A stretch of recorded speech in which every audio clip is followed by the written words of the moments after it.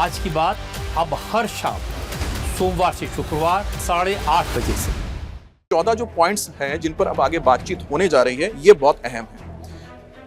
अब तत्काल और स्थायी युद्ध विराम की बात कही गई है। अब तत्काल और स्थायी युद्ध विराम के लिए सबसे पहले जो शर्त रखी गई है वो शर्त है कि जितने भी इस वक्त कॉन्फ्लिक्ट्स चल रहे हैं इस एरिया में उसको बंद करना होगा, सैनिक कार्रवाई बंद करनी होगी। एक जो मिडिल ईस्ट यानी कि पर्शियन गल्फ और स्ट्रेट ऑफ हॉर्मुज में उसे बंद किया जाएगा, जिसमें अमेरिका और ईरान सीधे तौर पर सम्मिलित हैं, यानी कि दोनों आमने सामने हैं। तो यहाँ पर अपनी अपनी सेना को पीछे हटा लेंगे और 30 दिन का वक्त है कि ये ब्लॉकेड हटा लेगा अमेरिका, उसी तरह से ये ईरान भी करेगा। दूसरी बात है कि एक दूसरे की संप्रभुता और क्षेत्रीय अखंडता का सम्मान रखा जाएगा। अब ईरान मिडिल ईस्ट में है, लेकिन अमेरिका तो मिडिल ईस्ट में नहीं है, लेकिन बहरीन में उसका 5th फ्लीट की नेवी का हेडक्वार्टर है। उसी तरह से यूएई है, कतर है, इन सब इलाकों में अमेरिका के अपने बेसेस हैं। सऊदी अरब में बेसेस है, कुवैत में बेसेस है। तो इन बेसेस के ऊपर ईरान कोई हमला नहीं करेगा और अमेरिका की ओर से ईरान के ऊपर कोई हमला नहीं किया जाएगा। आंतरिक मामलों में हस्तक्षेप ना करने की बात निकलकर सामने है। 60 दिन का जिसका मैं जिक्र कर रहा हूं, ये वार्ता होती रहेगी और अमेरिकी नौसैनिक नाकेबंदी हटा लेंगे इन 60 दिनों के अंदर। तो ये 5 पॉइंट हो गए। अब आते हैं 6, 7, 8, 9 और 10। ईरान के लिए समुद्री यातायात सामान्य करना होगा। तो ईरान को बताया गया स्ट्रेट ऑफ हॉर्मुज में अब 28 फरवरी से पहले जैसी स्थिति थी वैसा बनाना होगा।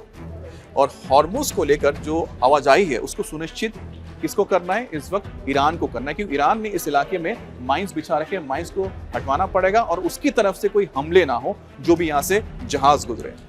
और क्षेत्रीय समुद्री सुरक्षा सहयोग बढ़ाने की बात हो रही है, जिसमें बताया जा रहा है कि अब ओमान और साथ ही ईरान मिलकर स्ट्रेट ऑफ हॉर्मुज की आप कह सकते हैं एक तरह से देखरेख करेंगे, या फिर इनका इस इलाके में स्ट्रेट ऑफ हॉर्मुज में एक तरह से आधिपत्य देखने को मिलेगा, या फिर ये कहा जाए कि कहीं ना कहीं अपरोक्ष रूप से इनडायरेक्टली अमेरिका ने ईरान को ये लेजिटिमेसी दे दी है, या फिर उसके वर्चस्व को एक तरह से आप कह सकते हैं कि सही बता दिया है कि हाँ, इस इलाके में स्ट्रेट ऑफ हॉर्मुज में अगर किसी का दबदबा रहेगा तो ईरान का रहेगा।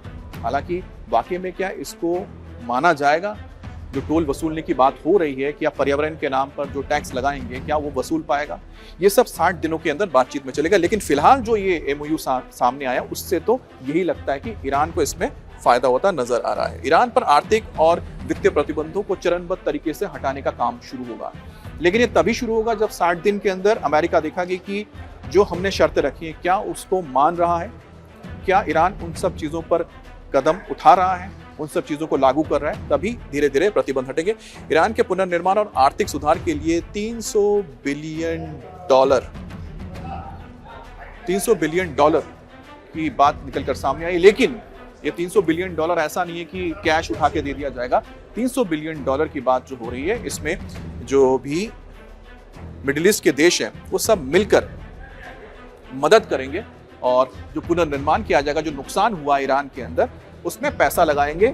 और मान के चलिए कि ये जब पैसा लगाया जाएगा, जो पुनर्निर्माण होगा, तो उसमें जो कंस्ट्रक्शन होगा उसमें कहीं ना कहीं तमाम वो कंपनियां आएंगी जिनका ताल्लुक अमेरिका से है, या फिर मिडिल ईस्ट की वैसी कंपनियां आएंगी जिसमें हिस्सेदारी है अमेरिका की। तो कहीं ना कहीं अर्थव्यवस्था जो है या इंफ्रास्ट्रक्चर जो जिसमें अभी तक सिर्फ चीन का आधिपत्य था ईरान के अंदर, उसमें अमेरिका और अमेरिका के सहयोगी देश भी शामिल होंगे, अंदर घुस जाएंगे।